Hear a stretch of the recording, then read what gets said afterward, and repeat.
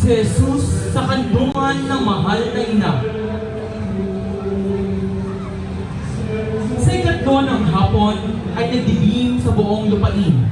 Sinakop ng kadiliman ang buong dako ng bungo. Matapos ito ay napasigaw si Jesus ng naganap na. Batid ng mahal na ina, tapos na. Nanagutan ng niya si Jesus. Sa tulong ni Jose ng Arimatea, ay binaba nila ang walang buhay na katawan ni Jesus.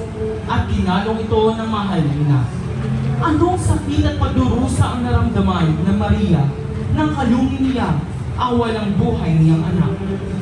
Ang imahe ng lapeta ay nasa pangalaga ng kapatid, engineer at binang Angel Salvador at pamilya ng nayon ng San Jose.